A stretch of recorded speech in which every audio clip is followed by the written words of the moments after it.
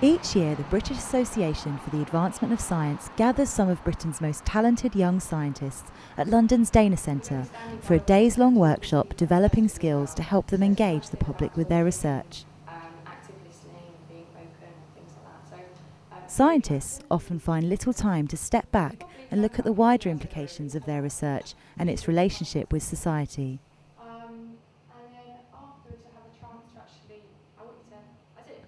But the BA's Perspective scheme gives these young scientists an opportunity to do just that, by encouraging them to explore two fundamental questions.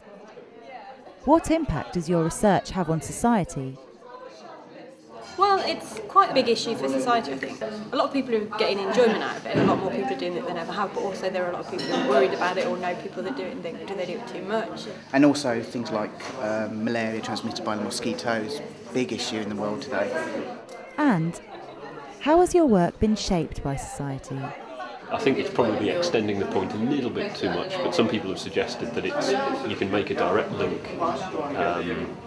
from the Irish potato famine to the current state of world politics, because huge famine, millions emigrated to America, built the United States as we know it today, and in fact all of that's down to a fungus. And in terms of funding, for example, the money goes to what's timely, so what's popular at the time. So it's also really important to be out there and making sure people are interested, because it's where their taxpayer money is going, and if you want that money for your research, you have to make sure people care.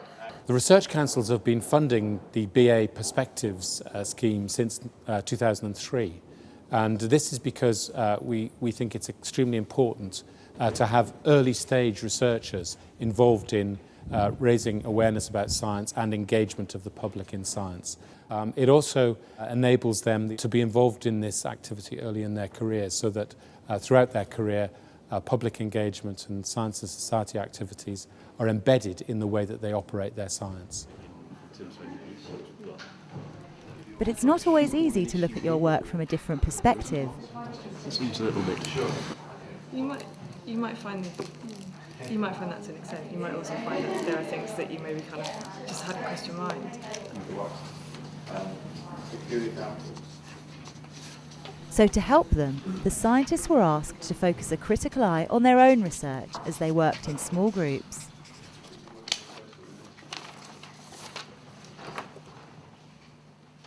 And soon, everybody had questions that needed answering.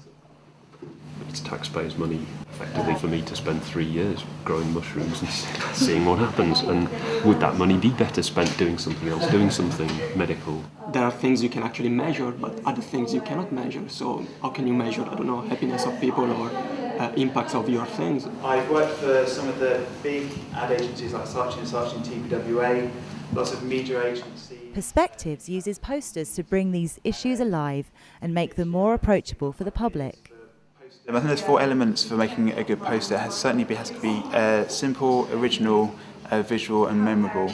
You want people to sort of be talking about your poster sort of a couple of days later, a few months later, and it's quite crucial, I think. I cut mine out. I think in terms of the posters that I remember seeing, that the ones that won, they all have some kind of edge. There's something to them that's a bit different than all the other ones. So Dan, who was here, I followed him around last year at lunch, asking him all kinds of questions. And after some expert advice, the scientists began to release their hidden talents. Basically just trying to come up with something that conveys things to do with gambling and the internet, which are like two things that have always been quite diverse, but now they're coming together, and just trying to visually get that across.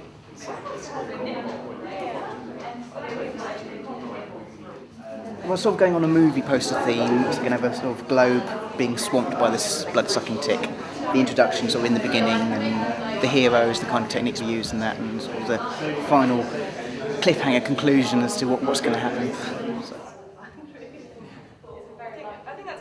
But just as important as the poster designs themselves was the need to develop the scientists' communication skills.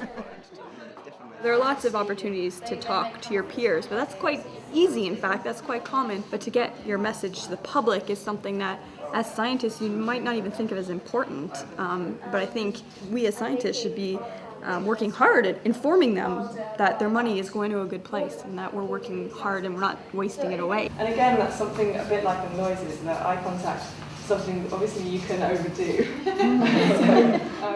So after a brief practice in pairs and a discussion about the art of good conversation techniques, we sent them through a trial run of what they would face at the BA Festival of Science come September, when they would have to talk face to face with the public.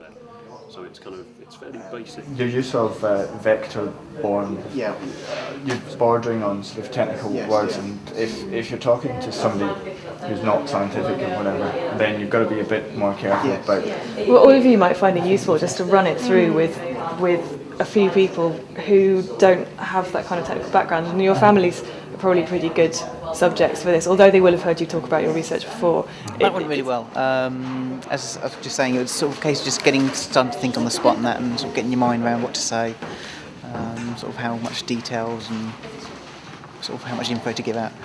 I think it was very useful to practice speaking to people that don't know anything about my field of research. So yeah, I think that today's really helped me think about it from that point of view. And yeah, I'm ready to go.